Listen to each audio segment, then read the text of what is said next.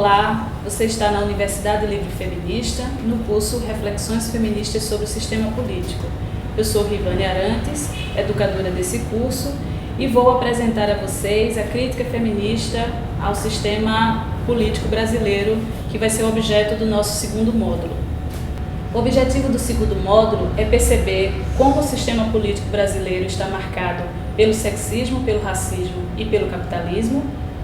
É perceber como a democracia se resumiu à ideia de representação e também contribuir para que aquelas mulheres que estão envolvidas em campanhas eleitorais ou têm uma conexão com o feminismo possam aprofundar a sua visão e a crítica ao sistema político brasileiro a partir das suas próprias experiências de exclusão e também de inclusão subordinada.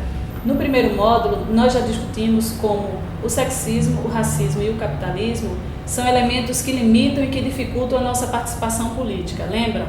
No segundo módulo, nós vamos aprofundar essa crítica, dessa vez dialogando sobre como o sistema político brasileiro tem sido responsável por nos manter numa condição de subrepresentação política quando nós somos hoje maioria da população e também maioria da população votante. Para isso, é preciso reconhecermos que, pelo sistema político brasileiro ser um dos lugares de maiores disputas políticas, ele é marcado por sistemas de poder, aqueles que já falamos anteriormente. Estes são sistemas que privilegiam determinadas pessoas ao invés de outras, mas que em todas as situações causa maior prejuízo a nós mulheres. E como o sistema político brasileiro está organizado?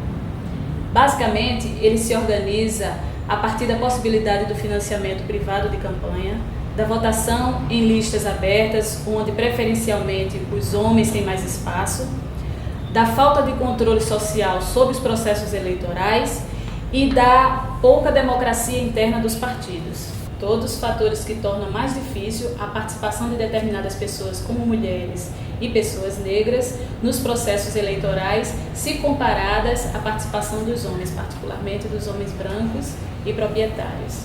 Um dos elementos centrais da pouca participação de nós mulheres nos processos eleitorais é o modo do financiamento de campanha. No Brasil, o financiamento dos processos eleitorais ocorre a partir de recursos públicos e privados. No entanto, majoritariamente, os processos eleitorais são financiados por recursos oriundos de empresas privadas, geralmente ligadas a grupos de construção civil, a comunicação e até de igrejas. E qual a consequência disso?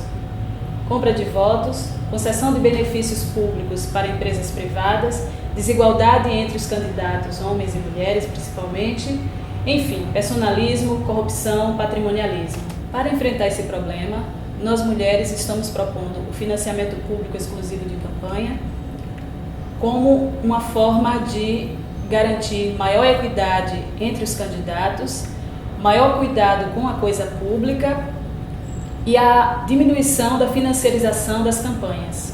No Brasil, nós podemos votar em qualquer candidato ou candidata de qualquer partido e não nos preocupamos com o seu projeto político. Votamos nas pessoas. Ao final, muitas vezes, nossos candidatos não são eleitos e nós nem sabemos em quem nosso voto ajudou a eleger. Isso acontece porque votamos numa lista aberta apresentada pelos partidos, onde na maioria das vezes nós mulheres não aparecemos.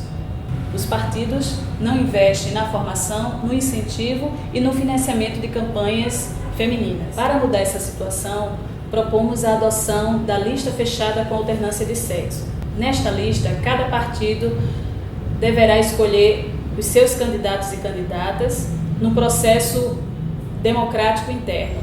Esta lista deverá ser composta por um homem, seguido de uma mulher e vice-versa, de modo que possamos votar na lista e não mais nas pessoas. E a gente acredita que isso vai possibilitar que mais mulheres possam acessar os espaços da democracia representativa. Propomos ainda a democratização dos partidos a partir da democratização de seus processos internos.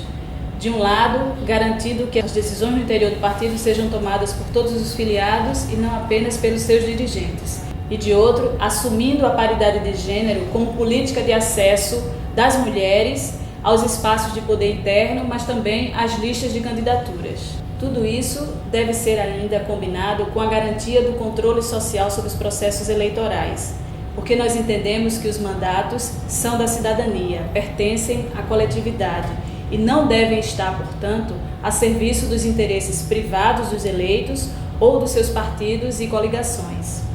A crítica feminista ao sistema político afirma que a participação é um direito de todas as pessoas e exige a democratização da democracia, tanto no que se refere aos seus instrumentos quanto aos seus sentidos.